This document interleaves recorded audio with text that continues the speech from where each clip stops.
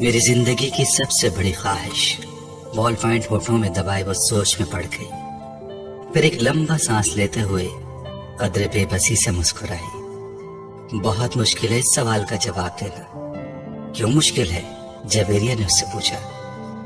क्योंकि मेरी बहुत सारी ख्वाहिशात हैं और हर ख्वाहिश मेरे लिए बहुत अहम है, उसने सर झटकते हुए कहा। वो दोनों ऑडिटोरियम के अकबी हिस्से में दीवार के साथ जमीन पर टेक लगाए बैठी थी। एफएससी क्लासेस में आज उनका 8वां दिन था और उस वक्त वो दोनों फ्री पीरियड में ऑडिटोरियम के अकबी हिस्से में आकर बैठ गई थी।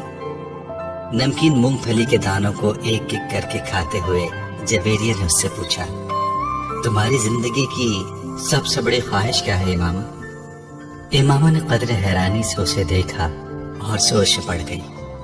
पहले तुम बताओ, तुम्हारी जिंदगी की सबसे बड़ी ख्वाहिश क्या है? इमामा ने जवाब देने के बजाय उल्टा सवाल कर दिया। पहले मैंने पूछा है, तुम्हें पहले जवाब देना चाहिए। जवेरिया ने गर्दन हिलाई। अच्छा ठीक है, मुझे और सोचने दो, इमामा ने फौरन हार मानते हुए कहा। मेरी जिंदगी की सबसे बड़ी ख्वाहिश वो बड़बड़ाई। एक ख्वाहिश तो ये है कि मेरी जिंदगी बहुत लंबी हो, उसने कहा। क्यों? जवेरिया हंसी। बस 50-60 साल की जिंदगी मुझे बड़ी छोटी लगती है। कम से कम 100 साल तो मिलने चाहिए इंसान को दुनिया में, और फिर मैं इतना सब कुछ करना चाहती हूँ। अगर जल्दी मर जाऊंगी तो फिर मेरी जिंदगी की सारी ख्वाहिशात अधूरी रह जाएंगी। उसने मूंगफली का एक दाना मुंह में डालते हुए कहा। अच्छा और? जवेरिया ने कहा। और ये कि मैं मुल्क की सबसे बड़ी डॉक्टर बनना चाहती हूँ, सबसे अच्छी आई स्पेशलिस्ट। मैं चाहती हूँ कि जब पाकिस्तान में आई सर्जरी की तारीख लिखी जाए तो उसमें मेरा नाम टॉप ऑफ द लिस्ट हो। उसने मुस्कुराते हुए आसमान को देखा। अच्छा, और अगर कभी तुम डॉक्टर ना बन सकी तो? जवेरिया ने कहा। आखिर ये मेरिट और किस्मत की बात है, ऐसा मुमकिन ही नहीं है। मैं इतनी मेहनत कर रही हूँ कि मेरिट पर हर सूरत आऊंगी। फिर मेरे वालिदैन के पास इतना पैसा है कि मैं अगर यहाँ किसी मेडिकल कॉलेज में ना जा सकी तो वो मुझे बैरून मुल्क भिजवा देंगे। फिर भी अगर कभी ऐसा हो कि तुम डॉक्टर ना बन सको तो? हो ही नहीं सकता। ये मेरी जिंदगी की सबसे बड़ी ख्वाहिश है और मैं इस प्रोफेशन के लिए सब कुछ छोड़ सकती हूँ। ये मेरा ख्वाब है और ख्वाबों का भला कैसे छोड़ा जा सकता है? इम्पॉसिबल। इमामा ने कतई अंदाज में सर हिलाते हुए हथेली पर रखे दानों में से एक और दाना मुंह में डाला। जिंदगी में कुछ भी नामुमकिन नहीं हो सकता, कभी भी कुछ भी हो सकता है। फर्ज करो कि तुम डॉक्टर नहीं बन पाती तो फिर तुम क्या करोगी? कैसे रिएक्ट करोगी? इमामा अब सोच में पड़ गई। पहले तो मैं बहुत रोऊंगी, बहुत ही ज्यादा, कई दिन, और फिर मैं मर जाऊंगी। जवेरिया बेइख्तियार हंसी। और अभी कुछ देर पहले तो तुम कह रही थी कि तुम लंबी जिंदगी चाहती हो, और अभी तुम कह रही हो कि तुम मर जाओगी। हाँ, तो फिर जिंदा रहकर क्या करूंगी? सारे प्लान्स ही मेरे मेडिकल के हवाले से हैं, और ये चीज जिंदगी से निकल गई तो फिर बाकी रहेगा क्या? यानी तुम्हारी एक बड़ी ख्वाहिश दूसरी बड़ी ख्वाहिश को खत्म कर देगी? तुम यही समझ लो। तो फिर इसका मतलब तो यही हुआ कि तुम्हारी सबसे बड़ी ख्वाहिश डॉक्टर बनना है, लंबी जिंदगी पाना नहीं। तुम कह सकती हो। अच्छा, अगर तुम डॉक्टर ना बन सकी तो फिर मरोगी कैसे? खुदकुशी करोगी या तबई मौत? जवेरिया ने बड़ी दिलचस्पी से पूछा। तबई मौत ही मरूंगी, खुदकुशी तो कर ही नहीं सकती, इमामा ने लापरवाही से कहा। और अगर तुम्हें तबई मौत ना आ सकी तो? मेरा मतलब है जल्द ना आई तो फिर तुम डॉक्टर ना बनने के बावजूद भी लंबी जिंदगी गुजारोगी? नहीं, मुझे पता है कि अगर मैं डॉक्टर ना बनी तो फिर बहुत जल्द मर जाऊंगी। मुझे इतना दुख होगा कि मैं तो जिंदा रह ही नहीं सकूंगी। वो यकीन से बोली। तुम जिस कदर खुश मिजाज हो, मैं कभी यकीन नहीं कर सकती कि तुम कभी इतनी दुखी हो सकती हो कि रो रो कर मर जाओ, और वो भी सिर्फ इसलिए कि तुम डॉक्टर नहीं बन सकी। Luck funny. जवेरिया ने इस बार उसका मजाक उड़ाने वाले अंदाज में कहा। तुम अब मेरी बात छोड़ो, अपनी बात करो। तुम्हारी जिंदगी की सबसे बड़ी ख्वाहिश क्या है? इमामा ने मौजू बदलते हुए कहा। रहने दो। क्यों रहने दो, बताओ ना, तुम्हें बुरा लगेगा, जवेरिया ने कुछ हिचकिचाते हुए कहा। इमामा ने गर्दन मोड़कर हैरानी से कहा, मुझे क्यों बुरा लगेगा? जवेरिया खामोश रही। ऐसी क्या बात है जो मुझे बुरी लगेगी? इमामा ने अपना सवाल दोहराया। बुरी लगेगी, जवेरिया ने मध्यम आवाज में कहा। आखिर तुम्हारी जिंदगी की सबसे बड़ी ख्वाहिश का मेरी जिंदगी से क्या ताल्लुक है कि मैं इस पर बुरा मानूंगी? इमामा ने इस सवाल कदरे उलझे हुए अंदाज से पूछा। कहीं तुम्हारी ख्वाहिश ये तो नहीं कि मैं डॉक्टर ना बनूं? इमामा को अचानक याद आया। जवेरिया हंसती। नहीं, जिंदगी सिर्फ एक डॉक्टर बन जाने से कहीं ज्यादा अहमियत की हामिल होती है। उसने कुछ फलसफियाना अंदाज में कहा।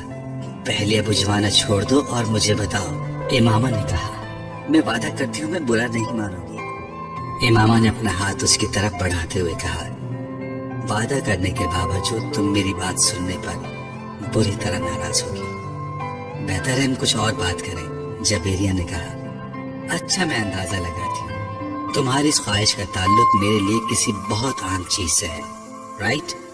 इमामा ने कुछ सोचते हुए कहा। जवेरिया ने सर हिलाया। अब सवाल ये पैदा होता है कि मेरे लिए कौन सी चीज इतनी अहम हो सकती है कि मैं वो बात करते करते रुक गई। मगर जब तक मैं तुम्हारी ख्वाहिश की नौयत जान नहीं लेती, मैं कुछ भी अंदाजा नहीं कर सकती। बता दो जवेरिया, प्लीज। अब तो मुझे बहुत ही ज्यादा तजस्सुस हो रहा है। उसने मिन्नत की। वो कुछ देर सोचती रही। इमामा गौर से उसका चेहरा देखती रही। कुछ देर की खामोशी के बाद जवेरिया ने सर उठाकर इमामा को देखा। मेरे प्रोफेशन के अलावा मेरी जिंदगी में फिलहाल जिन चीजों की अहमियत है वो सिर्फ एक ही है, और अगर तुम इसके हवाले से कुछ कहना चाहती हो तो कहो, मैं बुरा नहीं मानूंगी। इमामा ने संजीदगी से कहा। जवेरिया ने कदरे चौंक कर उसे देखा। वो अपने हाथ में मौजूद एक अंगूठी को देख रही थी। जवेरिया मुस्कुराई। मेरी जिंदगी की सबसे बड़ी ख्वाहिश ये है कि तुम। जवेरिया ने उसे अपनी ख्वाहिश बताई। इमामा का चेहरा एकदम सफेद पड़ गया। वो शौक थी या हैरत सदा, जवेरिया अंदाजा नहीं कर सकी, मगर उसके चेहरे के तासुरात ये जरूर बता रहे थे कि जवेरिया के मुंह से निकलने वाले जुमले उसके हर अंदाजे के बरक्स थे। मैंने तुमसे कहा था ना कि तुम बुरा मानोगी। जवेरिया ने जैसे सफाई पेश करने की कोशिश की, मगर इमामा कुछ कहे बगैर उसे देखती रही। मुइज हलक के बल चिल्लाता हुआ दर्द से दोहरा हो गया। उसके दोनों हाथ अपने पेट पर थे। उसके सामने खड़े 12 साला लड़के ने अपनी फटी हुई टी शर्ट की आस्तीन से अपनी नाक से बहता खून साफ किया और हाथ में पकड़े हुए टेनिस रैकेट को एक बार फिर पूरी कुव्वत से मुइज की टांग पर दे मारा। मुइज के हलक से एक बार फिर चीख निकली और वो इस बार सीधा हो गया। कुछ बेयकीनी के आलम में उसने खुद से 2 साल छोटे भाई को देखा, जो अब बगैर किसी लिहाज और मुरब्बत के उसे इस रैकेट से पीट रहा था, जो मुइज कुछ देर पहले उसे पीटने के लिए लेकर आया था। इस हफ्ते में उन दोनों के दरमियान होने वाला ये तीसरा झगड़ा था और तीनों बार झगड़ा शुरू करने वाला उसका छोटा भाई था। मुइज और उसके ताल्लुकात हमेशा ही नाखुशगवार रहे थे। उनका झगड़ा बचपन से लेकर अब से कुछ पहले तक सिर्फ ज़बानी कलामी बातों और धमकियों तक ही महदूद रहता था, मगर अब कुछ अरसे से वो दोनों हाथापाई पर भी उतर आते थे। आज भी यही हुआ था। वो दोनों स्कूल से इकट्ठे वापस आए थे और गाड़ी से उतरते हुए उसके छोटे भाई ने बड़ी दरस्ती के साथ पीछे डिग्गी से उस वक्त अपना बैग खींच कर निकाला जब मुइज अपना बैग निकाल रहा था। बैग खींचते हुए मुइज के हाथ को बुरी तरह रगड़ाई। मुइज बुरी तरह दिल मिलाया। तुम अंधे हो चुके हो? वो इत्मीनान से अपना बैग उठाए बेनियाजी से अंदर जा रहा था। मुइज के चिल्लाने पर उसने पलट कर उसको देखा और लाउंज का दरवाजा खोलकर अंदर चला गया। मुइज के तन बदन में जैसे आग लग गई। वो तेज कदमों से उसके पीछे अंदर चला गया। अगर दोबारा तुमने ऐसी हरकत की तो मैं तुम्हारा हाथ तोड़ दूंगा। उसके करीब पहुंचते हुए मुइस एक बार फिर दहाड़ा। उसने बैग कंधे से उतार कर नीचे रख दिया और दोनों हाथ कमर पर रखकर खड़ा हो गया। निकालूंगा। तुम क्या करोगे? हाथ तोड़ोगे? इतनी हिम्मत है? ये मैं तुम्हें उस वक्त बताऊंगा जब तुम दोबारा ये हरकत करोगे। मुइस अपने कमरे की तरफ बढ़ा, मगर उसके भाई ने पूरी कुव्वत से उसका बैग खींचते हुए उसे रुकने पर मजबूर कर दिया। नहीं, तुम मुझे अभी बताओ। उसने मुइस का बैग उठाकर दूर फेंक दिया। मुइस का चेहरा सुर्ख हो गया। उसने जमीन पर पड़ा हुआ अपने भाई का बैग उठाकर दूर उछाल दिया। एक लम्हे के इंतजार किए बगैर उसके भाई ने पूरी कुव्वत से मुइस की टांग पर ठोकर मार दी। जवाबन उसने पूरी कुव्वत से छोटे भाई के मुंह पर मुक्का मारा, जो उसकी नाक पर लगा। अगले ही लम्हे उसकी नाक से खून टपकने लगा। इतने शदीद हमले के बावजूद उसके हलक से कोई आवाज नहीं निकली थी। उसने मुइस की टाई खींचते हुए उसका गला दबाने की कोशिश की। मुइस ने जवाबन उसकी शर्ट को कॉलर से खींचा। उसे शर्ट के फटने की आवाज आई। उसने पूरी कुव्वत से अपने छोटे भाई के पेट में मुक्का मारा। उसके भाई के हाथ से उसकी टाई निकल गई। ठहरो, मैं तुम्हें अब तुम्हारा हाथ तोड़कर दिखाता हूँ। मुइस ने उसे गालियां देते हुए लाउंज के कोने में पड़े हुए एक रैकेट को उठा लिया। अपने छोटे भाई को मारने की कोशिश की, मगर अगले ही लम्हे रैकेट उसके भाई के हाथ में था। उसने पूरी कुव्वत से घुमाकर इतनी बर्क रफ्तारी के साथ उस रैकेट को मुइस के पेट पर मारा कि वो संभल या खुद को बचा भी ना सका। उसने यके बाद दीगरे उसकी कमर और टांग पर रैकेट बरसा दिए। अंदर से उन दोनों का बड़ा भाई इश्तिआल के आलम में बाहर लाउंज में आ गया। क्या तकलीफ है तुम दोनों को? घर में आते ही हंगामा शुरू कर देते हो। उसको देखते ही छोटे भाई ने उठा हुआ रैकेट नीचे कर लिया था। और तुम्हें शर्म नहीं आती अपने बड़े भाई को मारते हो? उसकी नजर अब उसके हाथ में पकड़े रैकेट पर गई। नहीं आती। उसने बड़ी ढिठाई के साथ कहते हुए रैकेट एक तरफ उछाल दिया और बड़ी बेखौफी से कुछ फासले पर पड़ा हुआ अपना बैग उठाकर अंदर जाने लगा। मुइस ने बुलंद आवाज में सीढ़ी चढ़ते हुए अपने छोटे भाई से कहा, तुमको इसका खमियाजा भुगतना पड़ेगा। वो अभी तक अपनी टांग सहला रहा था। Sure, why not? एक अजीब सी मुस्कुराहट के साथ सीढ़ियों के आखिरी सिरे पर रुककर उसने मुइस से कहा, अगली बार तुम बैट लेकर आना। टेनिस रैकेट से कुछ मजा नहीं आया। तुम्हारी कोई हड्डी नहीं टूटी। मुइस को इश्तियाल आ गया। तुम अपनी नाक संभालो, वो यकीनन टूट गई होगी। मुइस गुस्से के आलम में सीढ़ियों को देखता रहा जहां कुछ देर पहले वो खड़ा था। मिसेस समांथा रिचर्ड्स ने दूसरी रॉ में खिड़की के साथ पहली कुर्सी पर बैठे हुए उस लड़के को चौथी बार घूरा। वो उस वक्त भी बड़ी बेनियाजी से खिड़की से बाहर देखने में मसरूफ था। वक्तन फवक्तन वो बाहर से नजरें हटाता, एक नजर मिसेस समांथा को देखता, उसके बाद फिर उसी तरह बाहर झांकने लगता। इस्लामाबाद के एक गैर मुल्की स्कूल में वो आज पहले दिन इस क्लास की बायोलॉजी पढ़ाने के लिए आई थी। वो एक डिप्लोमेट की बीवी थी और कुछ दिन पहले ही इस्लामाबाद अपने शौहर के साथ आई थी। टीचिंग उनका प्रोफेशन था और जिस मुल्क में उनके शौहर की पोस्टिंग हुई वो वहाँ सिफारत खाने से मुंसलिक स्कूल्स में पढ़ाती रही। इससे पहले बायोलॉजी पढ़ाने वाली टीचर मिसेस मैरिन की स्कीम ऑफ वर्क को ही जारी रखते हुए उन्होंने क्लास के साथ कुछ इब्तदाई तारुफ और गुफ्तगू के बाद दिल और निज़ाम दौरान खून की डायग्राम राइटिंग बोर्ड पर बनाते हुए उसे समझाना शुरू किया। डायग्राम की वजाहत करते हुए उन्होंने उस लड़के को खिड़की से बाहर झांकते हुए देखा। पुरानी तकनीक का इस्तेमाल करते हुए अपनी नजरें उस लड़के पर मरकूज रखते हुए उन्होंने अचानक बोलना बंद कर दिया। क्लास में यकदम खामोशी सी छा गई। उस लड़के ने सर घुमाकर अंदर देखा। मिसेस समांथा रिचर्ड से उसकी नजरें मिली। मिसेस समांथा मुस्कुराई और एक बार फिर उन्होंने अपना लेक्चर शुरू कर दिया। कुछ देर तक उन्होंने इसी तरह बोलते हुए अपनी नजरें उस लड़के पर रखी जो अब अपने सामने पड़ी नोटबुक पर कुछ लिखने में मसरूफ था। उसके बाद मिसेस समांथा ने अपनी तवज्जो क्लास में मौजूद दूसरे स्टूडेंट्स पर मरकूज कर ली ان کا خیال تھا کہ وہ خاصا شرمندہ ہو چکا ہے، دوبارہ باہر نہیں دیکھے گا، مگر صرف 2 منٹ بعد ہی انہوں نے اسے ایک بار پھر کھڑکی سے باہر متوجہ دیکھا۔ وہ ایک بار پھر بولتے بولتے خاموش ہو گئی۔ بلا توقف اس لڑکے نے گردن موڑ کر پھر ان کی طرف دیکھا۔ اس بار مسز سمانتھا مسکرائی نہیں، بلکہ قدر سنجیدگی سے اسے دیکھتے ہوئے ایک بار پھر لیکچر دینا شروع کر دیا۔ چند لمحے گزرنے کے بعد انہوں نے رائٹنگ بورڈ کو دیکھنے کے بعد دوبارہ اس لڑکے کو دیکھا تو وہ ایک بار پھر کھڑکی سے باہر کچھ دیکھنے میں مصروف تھا۔ اس بار غیر محسوس طور پر ان کے چہرے پر کچھ ناراضگی نمودار ہوئی اور وہ کچھ جھنجھلاتے ہوئے خاموش ہوئی، اور ان کے خاموش ہوتے ہی اس لڑکے نے کھڑکی کے باہر سے اپنی نظریں ہٹا کر ان کی طرف دیکھا۔ اس بار اس لڑکے کے ماتھے پر بھی کچھ شکنیں تھیں۔ ایک نظر مسز سمانتھا کو ناگواری سے دیکھ کر وہ ایک بار پھر کھڑکی سے باہر دیکھنے لگا۔ اس کا اندازہ اس قدر توہین آمیز تھا کہ مسز سمانتھا رچرڈز کا چہرہ سرخ ہو گیا۔ سالار، تم کیا دیکھ رہے ہو؟ انہوں نے سختی سے پوچھا۔ نتھنگ، یہ ایک لفظی جواب آیا۔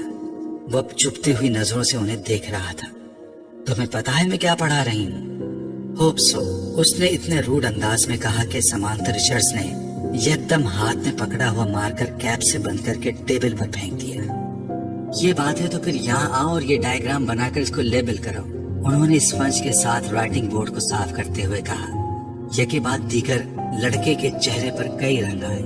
انہوں نے کلاس میں بیٹھے ہوئے اسٹوڈینٹس کو آپس میں نظروں کا تبادلہ کرتے ہوئے دیکھا۔ وہ لڑکا اب سرد نظروں کے ساتھ سمانتھا رچرڈز کو دیکھ رہا تھا۔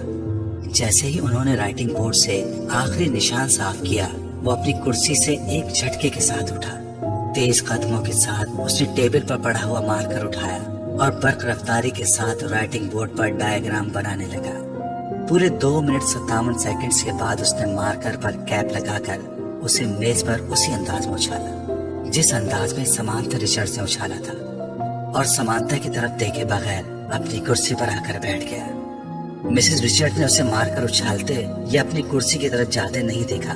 وہ بے یقینی کے عالم میں رائٹنگ بورڈ پر 3 منٹ سے بھی کم عرصے میں بنائے جانے والی اس لیبل ڈائیگرام کو دیکھ رہی تھی، جسے بنانے میں انہوں نے 10 منٹ لیے تھے، اور وہ ان کے ڈائیگرام سے زیادہ اچھی تھی۔ وہ کہیں بھی معمولی سی غلطی بھی نہیں ڈھونڈ سکی۔ کچھ خفیف سی ہوتے ہوئے انہوں نے گردن موڑ کر ایک بار پھر اس لڑکے کو دیکھا۔ وہ پھر کھڑکی سے باہر دیکھ رہا تھا۔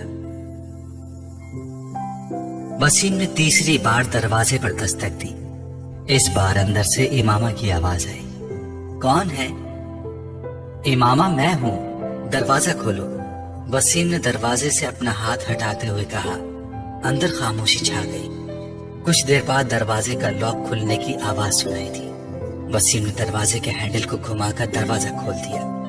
امامہ اس کی جانب پشت کیے اپنے بیڈ کی طرف بڑھی۔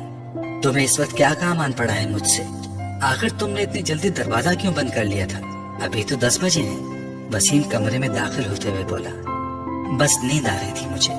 وہ بیڈ پر بیٹھ گئی۔ وسیم اس کا چہرہ دیکھ کر چونک گیا۔ تم رو رہی تھی؟ بے اختیار اس کے منہ سے نکلا۔ امامہ کی آنکھیں سرخ اور سوجی ہوئی تھی اور وہ اس سے نظریں چرانے کی کوشش کر رہی تھی۔ نہیں، رو نہیں رہی تھی، بس سر میں کچھ درد ہو رہا تھا۔ امامہ نے مسکرانے کی کوشش کی۔ وسیم نے اس کے پاس بیٹھتے ہوئے اس کا ہاتھ پکڑ کر ٹیمپریچر چیک کرنے کی کوشش کی۔ کہیں بخار تو نہیں ہے؟ اس نے کچھ تشویش بھرے انداز میں کہا اور پھر ہاتھ چھوڑ دیا۔ بخار تو نہیں ہے، تو پھر تم کوئی ٹیبلٹ لے لیتی؟ میں لے چکی ہوں۔ اچھا تم سو جاؤ، میں باتیں کرنے آیا تھا، مگر اب اس حالت میں کیا باتیں کروں گا تم سے؟ وسیم نے قدم باہر کی طرف بڑھاتے ہوئے کہا۔ امامہ نے اسے روکنے کی کوشش نہیں کی۔ وہ خود بھی اٹھ کر اس کے پیچھے گئی اور وسیم کے باہر نکلتے ہی اس نے دروازے کو پھر لاک کر لیا۔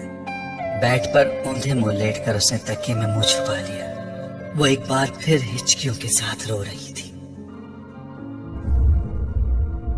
13 سال کا وہ لڑکا اس وقت ٹی وی پر میوزک شو دیکھنے میں مصروف تھا جب طیبہ نے اندر جھانکا۔ بے یقینی سے انہوں نے اپنے بیٹے کو دیکھا اور پھر کچھ ناراضگی کے عالم میں اندر چلی گئی۔ یہ کیا ہو رہا ہے؟ انہوں نے اندر آتے ہی کہا۔ ٹی وی دیکھ رہا ہوں۔ اس نے ٹی وی سے نظریں نہیں ہٹائیں۔ ٹی وی دیکھ رہا ہوں؟ For God's sake، تمہیں احساس ہے کہ تمہارے پیپرز ہو رہے ہیں؟ तैयबा ने उसके सामने आते हुए कहा। So what? उस लड़के ने इस बार कुछ खफगी से कहा। So what? तुम्हें इस वक्त अपने कमरे में किताबों के दरमियान होना चाहिए, ना कि यहाँ इस बेहुदा शो के सामने, तैयबा ने डांटा। मुझे जितना पढ़ना था मैं पढ़ चुका हूँ, आप सामने से हट जाए। उसके लहजे में नागवारी थी। फिर भी उठो और अंदर जाकर पढ़ो, तैयबा ने इस तरह खड़े खड़े उससे कहा। ना मैं यहाँ से उठूंगा ना अंदर जाकर पढ़ूंगा। मेरी स्टडीज और पेपर्स मेरा मसला है, आपका नहीं। अगर तुम्हें इतनी परवाह होती स्टडीज की तो इस वक्त तुम यहाँ बैठे होते। Step aside. उसने तैयबा के जुमले को नजरअंदाज करते हुए बड़ी बदतमीजी के साथ साथ हाथ के इशारे से कहा। आज तुम्हारे पापा आ जाए तो मैं उनसे बात करती हूँ। तैयबा ने उसे धमकाने की कोशिश की। अभी बात कर लें, क्या होगा? पापा क्या कर लेंगे? जब मैं आपको बता चुका हूँ कि मुझे जितनी तैयारी करनी है मैंने कर ली है, तो फिर आपको क्या मसला है? ये तुम्हारे सालाना इम्तिहान है, तुम्हें एहसास होना चाहिए इस बात का। तैयबा ने एकदम अपने लहजे को नरम करते हुए कहा। मैं कोई 2-4 साल का बच्चा नहीं हूँ कि मेरे आगे पीछे फिरना पड़े आपको। मैं अपने मामलात में आपसे ज्यादा समझदार हूँ, इसलिए 3rd क्लास किस्म के जुमले मुझसे न बोला करें। एग्जाम्स हो रहे हैं, स्टडीज पर ध्यान दो। इस वक्त तुम्हें अपने कमरे में होना चाहिए। मैं तुम्हारे फादर से बात करूंगी। What a rubbish. वो बात करते करते गुस्से में सोफे से उठकर खड़ा हो गया। हाथ में पकड़ा हुआ रिमोट उसने पूरी कुव्वत से सामने वाली दीवार पर दे मारा और पांव पटकता हुआ कमरे से निकल गया। तैयबा कुछ बेबसी और खिफ़त के आलम में उसे कमरे से बाहर निकलता हुआ देखती रही। फ्लोमिना फ्रांस ने अपने हाथ में पकड़े हुए पैकेट मेज पर रखते हुए एक नजर हॉल में दौड़ाई।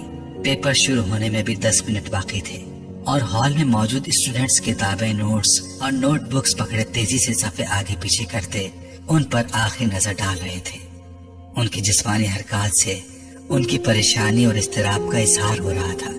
फ्लोमिना फ्रांस के लिए ये एक बहुत मानूस सीन था। फिर उनकी नजरें हॉल के तकरीबन दरमियान में बैठे हुए सालार पर जा ठहरी। 25 स्टूडेंट्स में उस वक्त वो वाहिद स्टूडेंट था जो इत्मीनान से अपनी कुर्सी पर टांग रखे बैठा था। एक हाथ में स्केल पकड़े आहिस्ता आहिस्ता उसे अपने जूते पर मारते हुए वो इत्मीनान से इधर उधर देख रहा था। फ्लोमिना के लिए ये सीन भी नया नहीं था। अपने 7 साल कैरियर में उन्होंने पेपर्स के दौरान सालार को इसी बेफिक्री और लापरवाही का मुजाहरा करते पाया था। 9:02 पर उन्होंने सालार के पास से गुजरते हुए MCQs पर मबनी ऑब्जेक्टिव पेपर थमा दिया। 30 मिनट के बाद उसे वो पेपर उनसे लेना था। 9:10 पर उन्होंने सालार को अपनी कुर्सी से खड़ा होते देखा। उसके खड़े होते ही हॉल में उसके पीछे मौजूद तमाम स्टूडेंट्स ने सर उठाकर उसे देखा। वो पेपर हाथ में लिए फ्लोमिना फ्रांस की तरफ जा रहा था। फ्लोमिना फ्रांस के लिए ये भी नया सीन नहीं था। वो पहले भी यही कुछ देखती आई थी। 30 मिनट में हल किया जाने वाला पेपर वो 8 मिनट में हल करके उनके सर पर खड़ा था। पेपर को दोबारा देख लो। उन्होंने ये जुमला उससे नहीं कहा। वो जानती थी कि इसका जवाब क्या होगा। मैं देख चुका हूँ। और अगर उसे एक बार फिर पेपर देखने पर मजबूर करती तो वो हमेशा की तरह पेपर्स ले जाकर अपनी कुर्सी के हत्थे पर रखकर बाजू सीने पर लपेटकर बैठ जाता। उन्हें याद नहीं था कि कभी उसने उनके कहने पर पेपर को दोबारा चेक किया हो, और वो ये तस्लीम करती थी कि उसे इसकी जरूरत भी नहीं थी। उसके पेपर में किसी एक भी गलती को ढूंढना बहुत मुश्किल काम था। उन्होंने एक हल्की सी मुस्कुराहट के साथ उसके हाथ से पेपर पकड़ लिया। तुम जानते हो सालार, मेरी जिंदगी की सबसे बड़ी तमन्ना क्या है? उन्होंने पेपर पर नजर डालते हुए कहा कि मैं तुम्हें 30 मिनट का पेपर 30 मिनट के बाद सबमिट करवाते हुए देखूं। वो उनकी बात पर खफीफ अंदाज में मुस्कुराया। आपकी ये ख्वाहिश उस सूरत में पूरी हो सकती है मैम, अगर मैं ये पेपर 150 साल की उम्र में हल करने बैठूं। नहीं, मेरा ख्याल है 150 साल की उम्र में तुम ये पेपर 10 मिनट में करोगे। इस बार वो हंसा और वापस मुड़ गया। फ्लोमिना फ्रांस ने एक नजर उसके पेपर के सफ़ात को उलट पलट कर देखा। एक सरसरी सी नजर भी उन्हें ये बताने के लिए काफी थी कि वो इस पेपर में कितने नंबर गंवाएगा। 0। सलमा ने अपनी बेटी के हाथों में गिफ्ट पेपर में लिपटे हुए पैकेट को हैरानी से देखा। ये क्या है इमामा? तुम तो मार्केट गई थी, शायद कुछ किताबें लेनी थी तुम्हें। हाँ अम्मी, मुझे किताबें ही लेनी थी, मगर किसी को तोहफे में देने के लिए। किसको तोहफा देना है? वो लाहौर में एक दोस्त है मेरी, उसकी सालगिरह है, उसके लिए खरीदा है। कोरियर सर्विस के जरिए भिजवा दूंगी, क्योंकि मुझे तो अभी यहाँ रहना है। लाओ फिर मुझे दो ये पैकेट, मैं वसीम को दूंगी, वो भिजवा देगा। नहीं अम्मी, मैं अभी नहीं भिजवाऊंगी, अभी उसकी सालगिरह की तारीख नहीं आई। सलमा को लगा जैसे वो एकदम घबरा गई हो। उन्हें हैरानी हुई, क्या ये घबराने वाली बात थी? 3 साल पहले इमामा की वजह से उन्हें बहुत ज्यादा परेशानी का सामना करना पड़ा था, उन्हें और उनके शौहर हाशिम को। वो तब अपनी बेटी के बारे में बहुत फिक्रमंद थी और हाशिम उनसे ज्यादा। मगर पिछले 3 साल में सब कुछ ठीक हो गया था। वो दोनों अब उसकी तरफ से मुकम्मल तौर पर मुतमईन थे, खास तौर पर असजद से उसकी निस्बत तय करके। वो जानती थी कि इमामा असजद को पसंद करती है, और सिर्फ वही नहीं, असजद को कोई भी पसंद कर सकता था। वो हर लिहाज से एक अच्छा लड़का था। वो ये भी जानती थी कि असजद से निस्बत तय होने पर बहुत खुश हुई थी। असजद और उसके दरमियान पहले भी खासी दोस्ती और बेतकल्लुफी थी, मगर बाज दफा उन्हें लगता जैसे वो वक्त गुजरने के साथ साथ बहुत चुप होती जा रही है। वो पहले ऐसी नहीं थी, मगर अब वो स्कूल जाने वाली बच्ची भी तो नहीं रही, मेडिकल कॉलेज की स्टूडेंट है। फिर वक्त भी कहाँ होता है उसके पास। सलमा हमेशा खुद को तसल्ली दे लेती, वो उनकी सबसे छोटी बेटी थी। बड़ी दोनों बेटियों की वो शादी कर चुकी थी, एक बेटे की भी शादी कर चुकी थी, जबकि 2 बेटे और इमामा गैर शादीशुदा थे। अच्छा ही है कि ये संजीदा होती जा रही है। लड़कियों के लिए संजीदगी अच्छी होती है, उन्हें जितनी जल्दी अपनी जिम्मेदारियों का एहसास हो जाए उतना ही अच्छा है। सलमा ने गहरी सांस लेते हुए इमामा से नजरें हटा ली। वो छुट्टियों में घर आई हुई थी और जितने दिन वो यहाँ रहती उनकी नजरें उसी पर मरकूज रहती। पता नहीं ये साजिद कहाँ रह गया। जो भी काम उसके जिम्मे लगाओ बस भूल ही जाओ।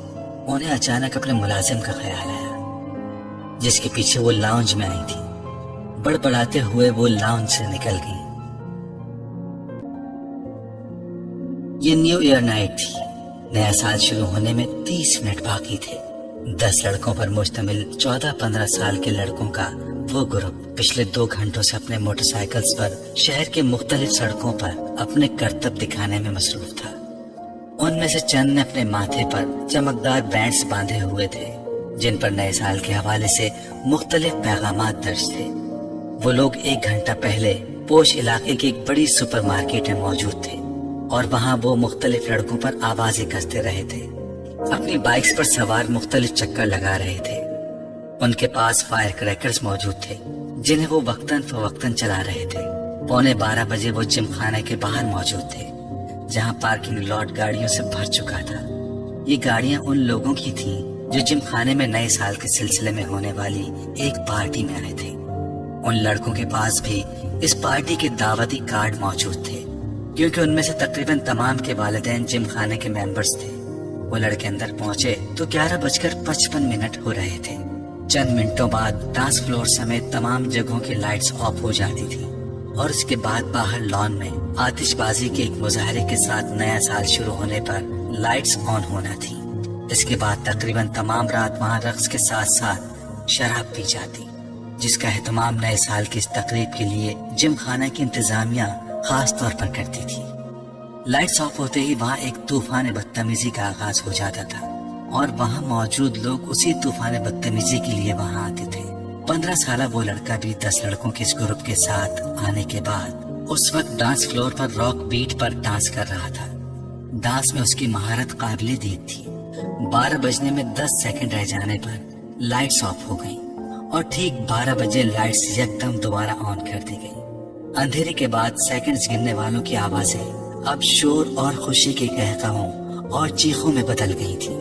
चंद सेकंड्स पहले थम जाने वाला म्यूजिक एक बार फिर बजाया जाने लगा।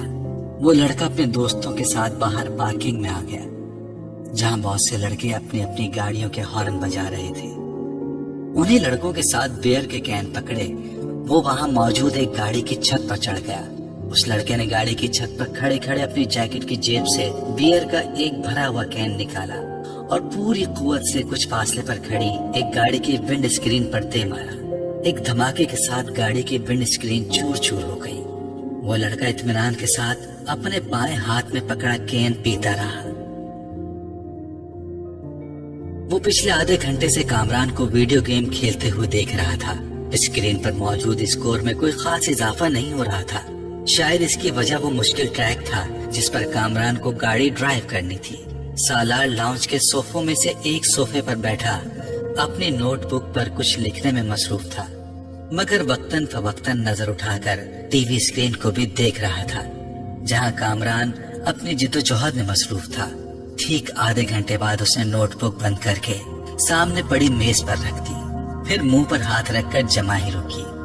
दोनों टांगे सामने पड़ी मेज पर रखकर और दोनों हाथों की उंगलियां सर के पीछे बांधे वो कुछ देर स्क्रीन को देखता रहा, जहां कामरान अपने तमाम चांसेस जाया करने के बाद एक बार फिर नया गेम खेलने की तैयारी कर रहा था। क्या प्रॉब्लम है कामरान? सालार ने कामरान को मुखातिब किया। ऐसे ही नया गेम लेकर आया हूँ, मगर स्कोर करने में बड़ी मुश्किल हो रही है, कामरान ने बेजारी से कहा। अच्छा मुझे दिखाओ। उसने सोफे से उठकर रिमोट कंट्रोल उसके हाथ से ले लिया। कामरान ने देखा पहले 20 सेकंड ही सालार उसे जिस स्पीड पर दौड़ा रहा था उसी स्पीड पर कामरान अब तक नहीं दौड़ पाया था। जो ट्रैक उसे बहुत मुश्किल लग रहा था वो सालार के सामने एक बचकाना चीज महसूस हो रहा था। 1 मिनट बाद वो जिस स्पीड पर गाड़ी दौड़ा रहा था उस स्पीड पर कामरान के लिए उस पर नजरें जमाना मुश्किल हो गया, जबकि सालार इस स्पीड पर भी गाड़ी को मुकम्मल तौर पर कंट्रोल किए हुए था। 3 मिनट के बाद कामरान ने पहली बार गाड़ी को डगमगाते और फिर ट्रैक से उतरकर धमाके के साथ तबाह करते देखा। कामरान ने कुछ मुस्कुराते हुए मुड़कर सालार को देखा। गाड़ी क्यों तबाह हुई थी? वो जान गया था कि रिमोट अब सालार के हाथ के बजाय मेज पर पड़ा था। वो अपनी नोटबुक उठाए खड़ा हो रहा था। कामरान ने सर उठाकर उसे देखा।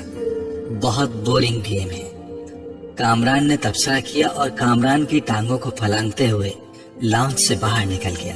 कामरान होंठ भींचे 7 हिस्सों पर मबनी उस स्कोर को देख रहा था जो स्क्रीन के कोने में जगमगा रहा था। कुछ न समझ आने वाले अंदाज में उसने बैरूनी दरवाजे को देखा जिससे वो गायब हुआ था। वो दोनों एक बार फिर खामोश थे। अजद को उलझन होने लगी। इमामा इतनी कमगो नहीं थी जितनी उसके सामने हो जाती थी। पिछले आधे घंटे में उसने गिनती के लफ्ज बोले थे। वो उसे बचपन से जानता था। वो बहुत खुश मिजाज थी। उन दोनों की निस्बत ठहराए जाने के बाद भी इब्तिदाई साल में उसमें कोई तब्दीली नहीं आई। अजद को उससे बात करके खुशी महसूस हो रही थी। वो बला की हाजिर जवाब थी, मगर पिछले कुछ सालों में वो यकदम बदल गई थी और मेडिकल कॉलेज में जाकर तो ये तब्दीली और भी ज्यादा महसूस होने लगी थी। अजद को बाज दफा यूं महसूस होता जैसे उससे बात करते हुए वो हद दर्जे मोहतात रहती थी। कभी वो उलझी हुई महसूस होती और कभी उसे उसके लहजे में अजीब सी सर्द महरी महसूस होती। उसे लगता वो जल्द अज जल्द उससे छुटकारा पाकर उसके पास से उठकर चली जाना चाहती है। उस वक्त भी वो ऐसा ही महसूस कर रहा था। मैं कई बार सोचता कि मैं खामखाही तुम्हारे लिए यहाँ आने का तरद्दुद करता हूँ। तुम्हें तो इससे कोई फर्क नहीं पड़ता होगा कि मैं आऊँ या ना आऊँ। अरशद ने गहरी सांस लेकर कहा। वो उसके मुकाबिल लॉन चेयर पर बैठी दूर बाउंड्री वॉल पर चढ़ी हुई बेल को घूर रही थी। अरशद की शिकायत पर उसने गर्दन हिलाए बगैर अपनी नजरें बेल से हटाकर अरशद पर मरकूज कर दी। अरशद ने सवालिया नजरों से उसे देखा, मगर वो खामोश रही तो उसने लफ्जों में कुछ रद्द बदल के साथ अपना सवाल दोहराया। तुम्हें मेरे न आने से कोई फर्क नहीं पड़ेगा इमामा। क्यों, ठीक कह रहा हूँ मैं? अब मैं क्या कह सकती हूँ इस पर? तुम कम से कम इनकार तो कर सकती हो, मेरी बात को झुटला सकती हो कि ऐसी बात नहीं है, मैं गलत सोच रहा हूँ और ऐसी बात नहीं है। आप गलत सोच रहे हैं, इमामा ने उसकी बात काट कर कहा। उसका लहजा अब भी उतना ही ठंडा और चेहरा उतना ही बेतासुर था जितना पहले था। अरशद एक ठंडी सांस लेकर रह गया। हाँ, मेरी दुआ और ख्वाहिश तो यही है कि ऐसा ना हो और मैं बाकी गलत सोच रहा हूँ, मगर तुमसे बात करते हुए मैं हर बार ऐसा ही महसूस करता हूँ। किस बात से आप ऐसा महसूस करते हैं? इस बार पहली बार अरशद को उसकी आवाज में कुछ नाराजगी झलकती हुई महसूस हुई। बहुत सी बातों से तुम मेरी बात का ढंग से जवाब ही नहीं देती, हालांकि मैं अपनी बात का ढंग से जवाब देने की भरपूर कोशिश करती हूँ। लेकिन अब अगर आपको मेरे जवाब पसंद ना आए तो मैं क्या कर सकती हूँ? असजद को इस बार बात करते हुए वो कुछ मजीद खफा महसूस हुई। मैंने ये कब कहा कि मुझे तुम्हारे जवाब पसंद नहीं आए? मैं तो सिर्फ ये कह रहा हूँ कि मेरी हर बात के जवाब में तुम्हारे पास हाँ और नहीं के अलावा कुछ नहीं होता। बार दफा मुझे लगता है कि मैं अपने आप से बातें कर रहा हूँ। अगर आप मुझसे ये पूछेंगे कि तुम ठीक हो तो मैं उसका जवाब हाँ या नहीं में ही दूंगी। हाँ और नहीं के अलावा इस सवाल का जवाब किसी तकरीर से दिया जा सकता है तो आप मुझे वो दे दें, मैं कर दूंगी। वो बिल्कुल संजीदा थी। हाँ और नहीं के साथ भी तो कुछ कहा जा सकता है, और कुछ नहीं तो जवाबन मेरा हाल ही पूछ सकती हो। मैं आपका क्या हाल पूछूं? जाहिर है अगर आप मेरे घर आए हैं, मेरे सामने बैठे मुझसे बातें कर रहे हैं, तो इसका वाज़ेह मतलब तो यही है कि आप ठीक हैं, वरना आप इस वक्त अपने घर के बिस्तर पर पड़े होते। ये फॉर्मेलिटी होती है मामा। अरे आप जानते नहीं, मैं फॉर्मेलिटीज पर यकीन नहीं रखती। आप भी मुझसे मेरा हाल ना पूछा करें, मैं बिल्कुल माइंड नहीं करूंगी। असजद जैसे लाजवाब हो गया। ठीक है, फॉर्मेलिटीज को छोड़ो, बंदा कोई और बात कर लेता है, कुछ डिस्कस कर लेता है, अपनी मसरूफियात के बारे में ही कुछ बता देता है। असजद, मैं आपसे क्या डिस्कस करूं? आप बिजनेस करते हैं, मैं मेडिकल स्टूडेंट हूं। आपसे मैं क्या पूछूं?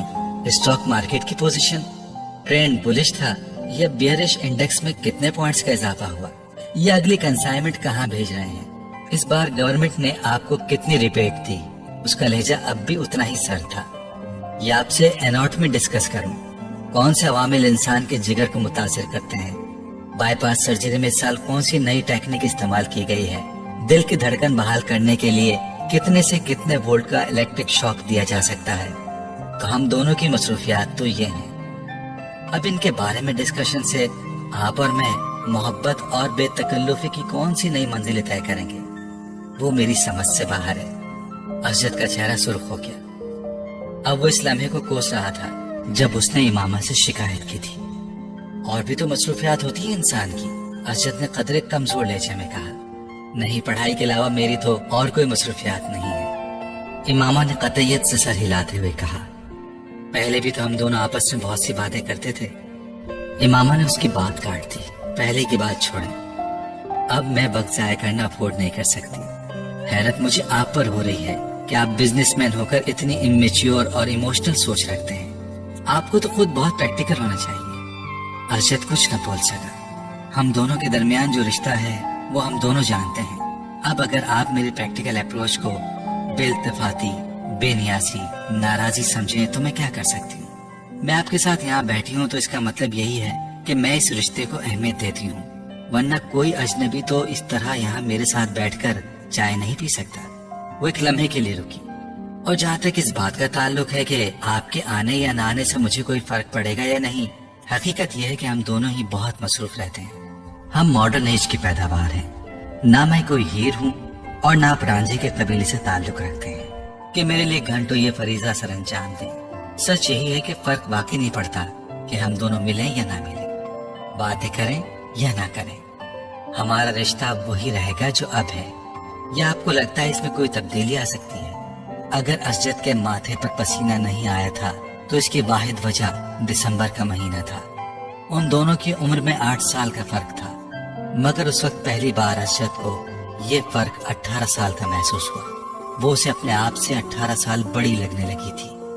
2 हफ्ते पहले वो 19 की हुई थी, मगर इस वक्त असजद को लग रहा था जैसे वो टीनेज से सीधी अधेड़ उम्र में चली गई थी। वो खुद एक बार फिर ब्रिटेन में आ गया था।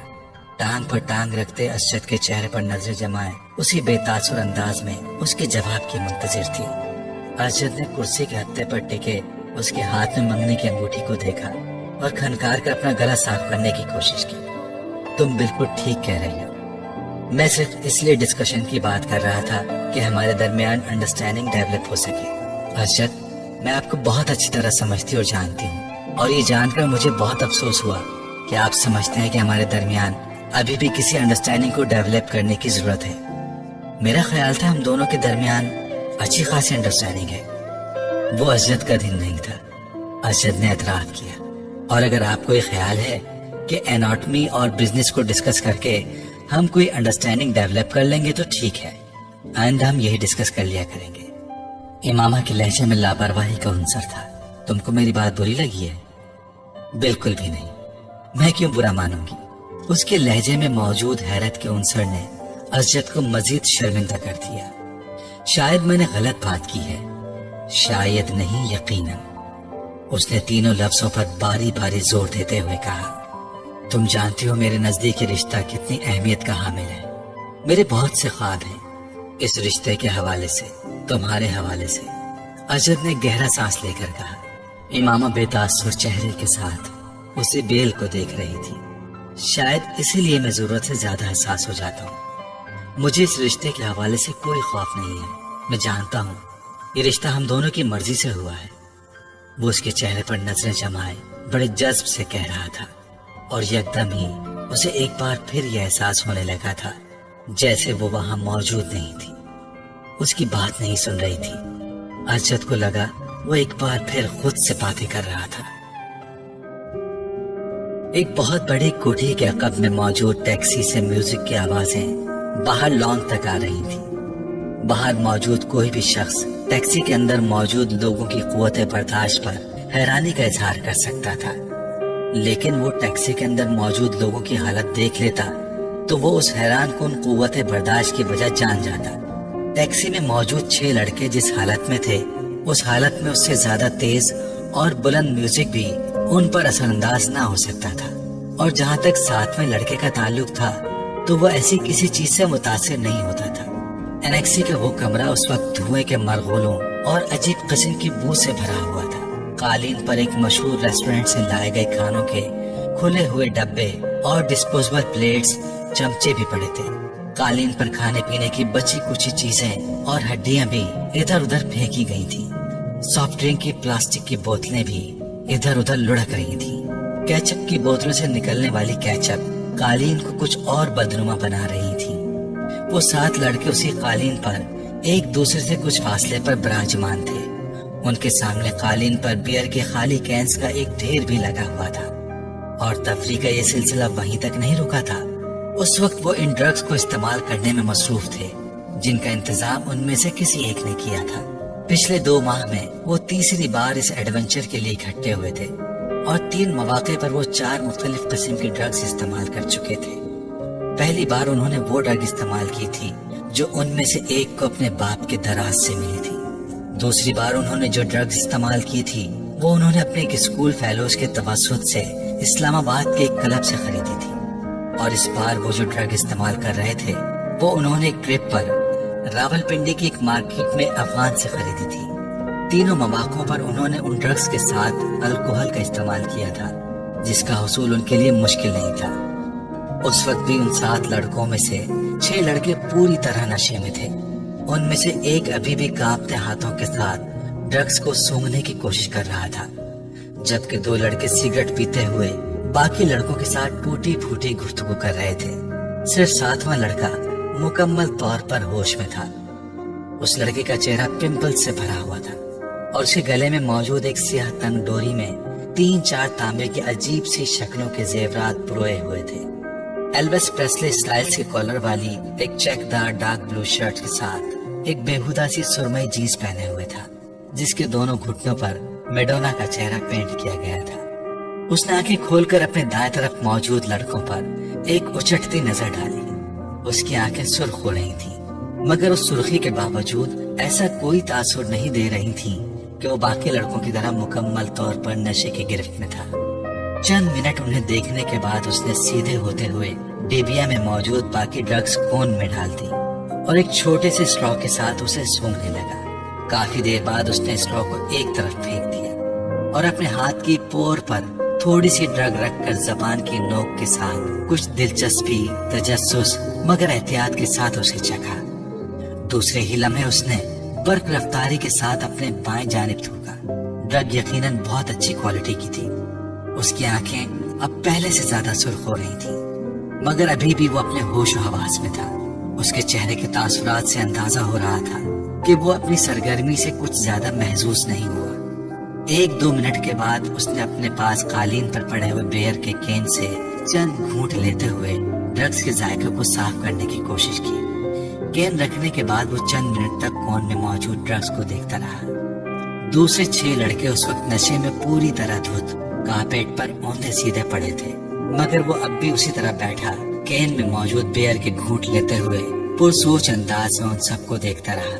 उसकी आंखें अब मुतव्वरिम हो रही थी, मगर उनमें मौजूद चमक बता रही थी कि वो अभी भी मुकम्मल तौर पर नशे में नहीं है। ये उसके साथ तीसरी बार हुआ था।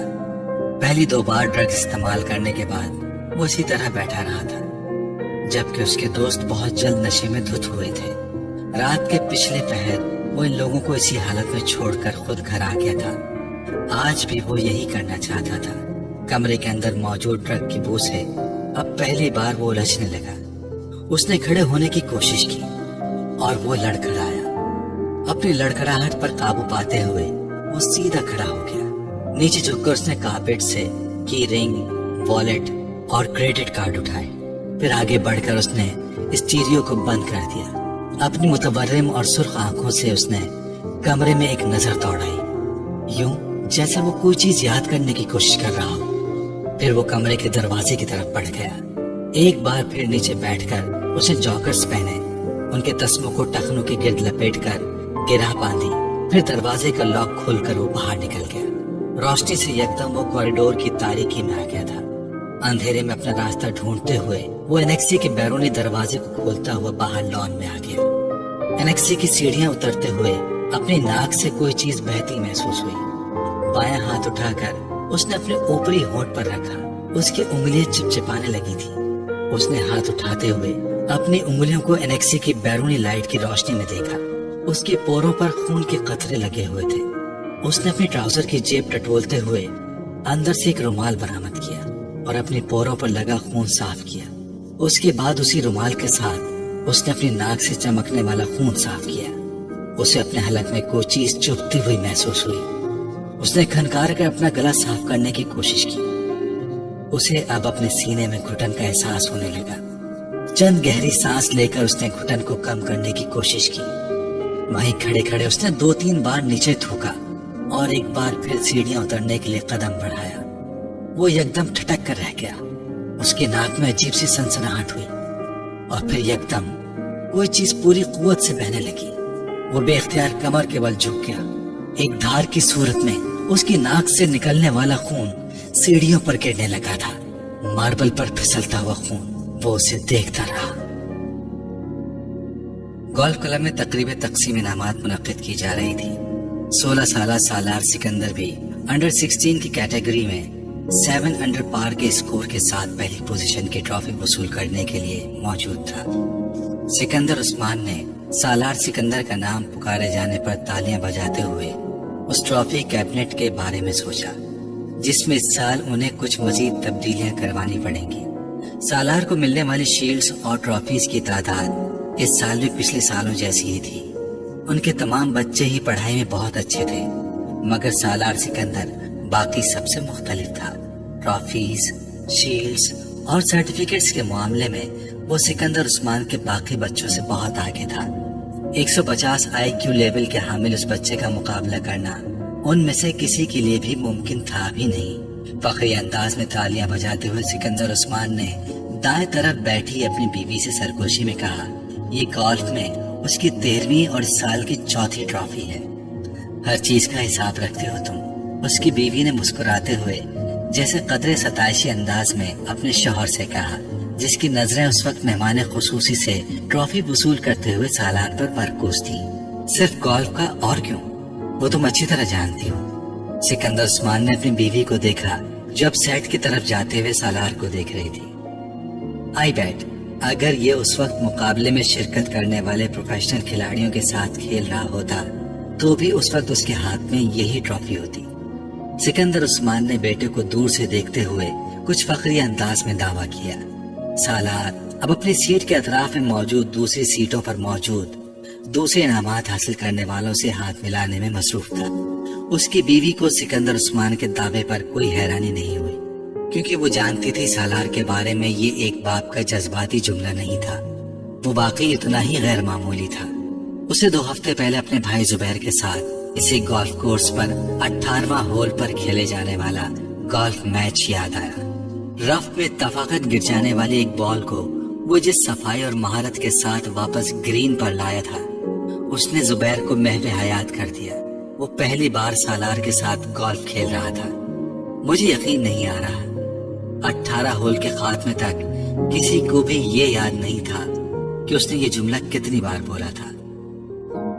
रफ से खेले जाने वाले शॉट ने अगर उसे महव हैरत किया था तो सालार सिकंदर के पटर्स ने उसे दम बखुद कर दिया था। गेंद को होल में जाते देखकर उसने क्लब के सहारे खड़े खड़े सिर्फ गर्दन मोड़कर आंखों ही आंखों में सालार सिकंदर और उसके होल के दरमियान मौजूद फासले को नापा था और जैसे बेयकीनी से सर हिलाते हुए सालार को देखा। आज सालार साहब अच्छा नहीं खेल रहे। जुबैर ने मुड़कर बेयकीनी के आलम में अपने पीछे खड़े कैडी को देखा जो गोल्फ कार्ट को पकड़े सालार को देख के बड़बड़ा रहा था। अभी अच्छा नहीं खेल रहा? जुबैर ने इस्तेहजाजी अंदाज में क्लब के कैडी को देखा। हाँ साहब, वरना बॉल कभी रफ में ना जाती, कैडी ने बड़े मामूली अंदाज में उन्हें बताया। आप आज यहाँ पहली बार खेल रहे हैं और सालार साहब पिछले 7 साल से यहाँ खेल रहे हैं। मैं इसीलिए कह रहा हूँ कि आज वो अच्छा नहीं खेल रहे। कैडी ने जुबैर की मालूमात में इजाफा किया और जुबैर ने अपनी बहन को देखा जो फखरी अंदाज से मुस्कुरा रही थी। अगली बार मैं पूरी तैयारी के साथ आऊंगा और अगली बार खेल की जगह का इंतखाब भी मैं करूंगा। जुबैर ने कुछ खिफ़त के आलम में अपनी बहन के साथ सालार की तरफ जाते हुए देखा। एनी टाइम एनी प्लेस, उन्होंने सालार की तरफ अपने भाई को पुरएतमाद अंदाज में चैलेंज करते हुए कहा। मैं तुम्हें इस वीकेंड पर टीए और डीए के साथ कराची बुलवाना चाहता हूँ, उन्होंने सालार के करीब पहुंचकर हल्के फुल्के अंदाज में कहा। सालार मुस्कुराया। किस लिए?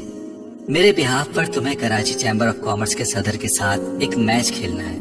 मैं इस बार इलेक्शंस में उससे हारा हूँ। वो अगर किसी से गोल्फ का मैच हार गया तो उसे हार्ट अटैक हो जाएगा और वो भी एक बच्चे के हाथों। So let's settle the scores. वो अपने भाई की बात पर हंसी थी मगर सालार के माथे पर चंद बल नमूदार हो गए थे।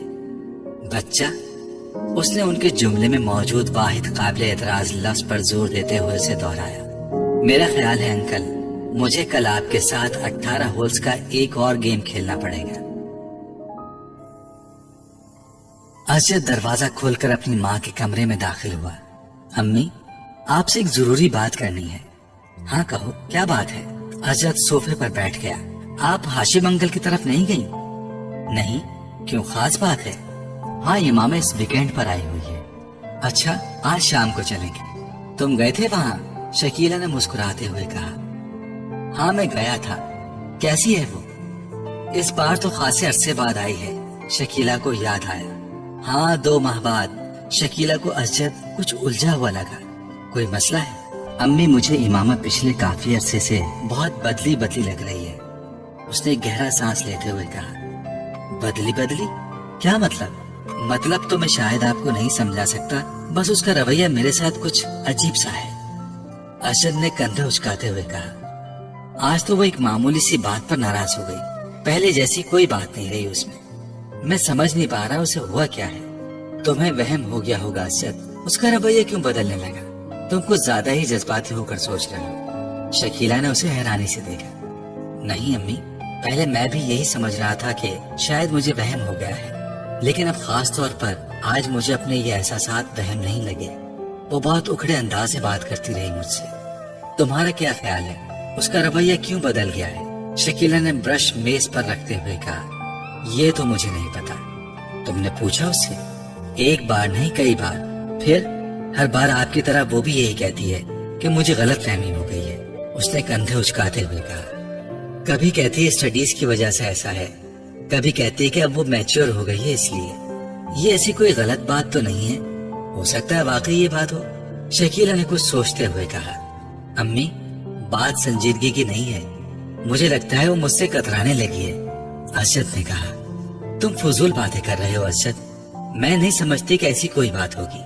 वैसे भी तुम दोनों तो बचपन से एक दूसरे को जानते हो, एक दूसरे की आदत से वाकिफ हो। शकीला को बेटे के खदशात बिल्कुल बेमानी लगे। जाहिर है उम्र के साथ साथ कुछ तब्दीलियां आ ही जाती हैं। अब बच्चे तो नहीं रहे हो तुम लोग, तो मामूली मामूली बात पर परेशान होने की आदत छोड़ दो, उन्होंने बेटे को समझाते हुए कहा। वैसे भी हाशिम भाई अगले साल उसकी शादी कर देना चाहते हैं। वो कह रहे थे कि वो बाद में अपनी तालीम मुकम्मल करती रहेगी, कम से कम वो तो अपने फर्ज से सुबुकदोश हो जाए। शकीला ने इंकिशाफ किया। अंकल ने ऐसा कहा? अरशद कुछ चौंका। कई बार कहा है, मेरा ख्याल है वो लोग तो तैयारियां भी कर रहे हैं। अरशद ने एक इत्मीनान भरा सांस लिया। हो सकता है मामा इसी वजह से कदरे परेशान हो। हाँ हो सकता है, बहरहाल यही सही है, अगले साल शादी हो जानी चाहिए, अरशद ने कुछ मुतमईन होते हुए कहा। वो 16-17 साल का एक दुबला पतला मगर लंबा लड़का था। उसके चेहरे पर बलूगत का वो गहरा रुआं नजर आ रहा था जिसे एक बार भी शेव नहीं किया गया था, और उस रुए ने उसके चेहरे की मासूमियत को बरकरार रखा था। वो स्पोर्ट्स शॉर्ट्स और एक ढीली ढाली शर्ट पहने हुए था। उसके पैरों में कॉटन की जुराबें और जॉगर्स थे। च्युइंगम चबाते हुए उसकी आंखों में एक अजीब तरह की बेचैनी और इज़्तिराब था। वो उस वक्त एक पुरहुजूम सड़क के बीचों बीच एक हैवी ड्यूटी मोटरसाइकिल पर बैठा हुआ तेजी से तकरीबन उसे उड़ाए ले जा रहा था। वो किसी किस्म के हेलमेट के बगैर था और वो बहुत रश अंदाज से मोटरसाइकिल को चला रहा था। उसने 2 दफा सिग्नल तोड़ा, 3 दफा खतरनाक तरीके से कुछ गाड़ियों को ओवरटेक किया, 4 दफा बाइक चलाते चलाते उसका अगला पहिया उठा दिया और कितनी ही दूर तक सिर्फ एक पहिए पर बाइक चलाता रहा। 2 दफा दाएं बाएं देखे बगैर उसने बर्क रफ्तारी से अपनी मर्जी का टर्न लिया। 1 दफा वो जिगजैग अंदाज में बाइक चलाने लगा। 6 दफा उसने पूरी रफ्तार से बाइक चलाते हुए अपने दोनों पांव उठा दिए। फिर यकदम उसी रफ्तार से बाइक चलाते हुए उसने बनने की खिलाफ वर्जी करते हुए उस लेन को तोड़ा और दूसरी लाइन में जन्नाटे के साथ घुस गया। सामने से आती हुई ट्रैफिक की ब्रेकें यकदम चरचराने लगी। उसने फुल स्पीड पर बाइक चलाते हुए यकदम हैंडल पर से अपने हाथ हटा दिए। बाइक पूरी रफ्तार के साथ सामने से आने वाली गाड़ी के साथ टकराई और वो एक झटके के साथ हवा में बुलंद हुआ और फिर किसी चीज पर गिरा। उसे अंदाजा नहीं हुआ, उसका जहन तारीक हो चुका था। वो दोनों लड़के स्टेज पर एक दूसरे के बिलमुकाबिल रोस्ट्रम के पीछे खड़े थे, मगर हॉल में मौजूद स्टूडेंट्स की नजरें हमेशा की तरह उनमें से एक पर मरकूज थी। वो दोनों हेड बॉय के इंतखाब के लिए कन्विंसिंग हो रहे थे और वो प्रोग्राम भी उसका एक हिस्सा था। दोनों के रोस्ट्रम पर एक एक पोस्टर लगा था, जिनमें से एक पर वोट फॉर सालार और दूसरे पर वोट फॉर फैजान लिखा था। उस वक्त फैजान हेड बॉय बन जाने के बाद अपने मुमकिन इक़दामात का ऐलान कर रहा था, जबकि सालार पूरी संजीदगी के साथ उसे देखने में मसरूफ था। फैजान स्कूल का सबसे अच्छा मुकर्रिर था और उस वक्त भी वो अपने जोश खिताबत के कमाल दिखाने में मसरूफ था और उसे ब्रिटिश लहजे में बात कर रहा था जिसके लिए वो मशहूर था। बेहतरीन साउंड सिस्टम की वजह से उसकी आवाज और अंदाज दोनों खासे मुतासिर कुन थे। हॉल में बिलाशुबा सकूत तारी था और ये खामोशी सिर्फ उस वक्त टूटती जब फैजान के सपोर्टर्स उससे किसी अच्छे जुमले पर दाद देना शुरू होते। हॉल एकदम तालियों से गूंज उठता। आधे घंटे बाद जब वो अपने लिए वोट की अपील करने के बाद खामोश हुआ तो हॉल में अगले मिनट तक तालियां और सीटियां बजती रहीं। इन तालियों में खुद सालार सिकंदर भी शामिल था। फैजान ने एक फातिहाना नजर हॉल पर और सालार पर डाली और उसे तालियां बजाते हुए देखकर उसने गर्दन के हल्के इशारे से उसे सराहा। सालार सिकंदर आसान हरीफ नहीं था, ये वो अच्छी तरह जानता था। स्टेज सेक्रेटरी अब सालार के लिए अनाउंसमेंट कर रहा था। तालियों की गूंज में सालार ने बोलना शुरू कर दिया। Good morning friends. वो एक लहजा ठहरा। फैजान अकबर एक मुकर्रिर के तौर पर यकीनन हमारे स्कूल का सासा है। मैं या दूसरा कोई भी उनके मुकाबले में किसी स्टेज पर खड़ा नहीं हो सकता। वो एक लम्हे के लिए रुका। उसने फैजान के चेहरे को देखा जिस पर एक फखरिया मुस्कुराहट उभर रही थी, मगर सालार के जुमले के बाकी हिस्से ने अगले लम्हे उस मुस्कुराहट को गायब कर दिया। अगर मामला सिर्फ बातें बनाने का हो तो हॉल में हल्की सी खिलखिलाहटें उभरी। सालार के लहजे की संजीदगी बरकरार थी, मगर एक हेड बॉय और मुकर्रिर में बहुत फर्क होता है।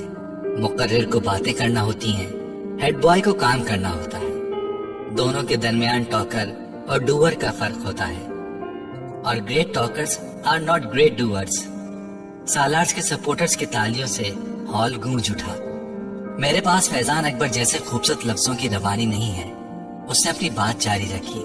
मेरे पास सिर्फ मेरा नाम है और मेरा मुतासिर कुन रिकॉर्ड, और मुझे कन्विंसिंग के लिए लफ्जों के कोई दरिया नहीं बहाने, मुझे सिर्फ अल्फाज कहने हैं। वो एक बार फिर रुका। Trust me and vote for me. उसने शुक्रिया अदा करते हुए जिस वक्त अपने माइक को ऑफ किया उस वक्त हॉल तालियों से गूंज रहा था। 1 मिनट 40 सेकंड्स में वो उसी नपे तुले और कैलकुलेटेड अंदाज में बोला था जो उसका खासा था, और उसी 1.5 मिनट ने फैजान का तख्ता कर दिया था। उस इब्तिदाई तारुफ के बाद दोनों उम्मीदवारों से सवाल जवाब का सिलसिला शुरू हुआ था। सालार सिकंदर उन जवाबात में भी उतने ही इख्तिसार से काम ले रहा था जितना उसने अपनी तकरीर में लिया था। उसका सबसे तवील जवाब 4 जुमलों पर मुश्तमिल था, जबकि फैजान का सबसे मुख्तसर जवाब भी 4 जुमलों पर मुश्तमिल नहीं था। फैजान की फसाहत और बलागत जो पहले उसकी खूबी समझी जाती थी, उस वक्त उस स्टेज पर सालार के मुख्तसर जवाबात के सामने चर्ब ज़बानी नजर आ रही थी, और इसका एहसास खुद फैजान को भी हो रहा था। जिस सवाल का जवाब सालार एक लफ्ज या एक जुमले में देता, उसके लिए फैजान को आदतन तमहीद बांधनी पड़ती, और सालार का अपनी तकरीर में उसके बारे में किया हुआ ये तबसरा वहाँ मौजूद स्टूडेंट्स को कुछ और सही महसूस होता कि एक मुकर्रर से बातें कर सकता है। सालार सिकंदर को हेड बॉय क्यों होना चाहिए? सवाल किया गया।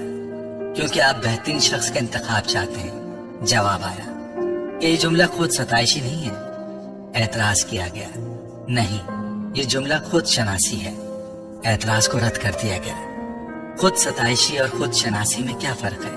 एक बार फिर चुपते हुए लहजे में पूछा गया, वही जो फैजान अकबर और सालार सिकंदर में है। संजीदगी से कहा गया, अगर आपको हेड बॉय ना बनाया तो आपको क्या फर्क पड़ेगा? फर्क मुझे नहीं, आपको पड़ेगा। कैसे? अगर बेहतरीन आदमी को मुल्क का लीडर ना बनाया जाए तो फर्क कौम को पड़ता है, उस बेहतरीन आदमी को नहीं। आप अपने आप को बेहतरीन आदमी कह रहे हैं। एक बार फिर एतराज किया गया, क्या इस हॉल में कोई ऐसा है जो खुद को बुरे आदमी के साथ इक्वेट करे?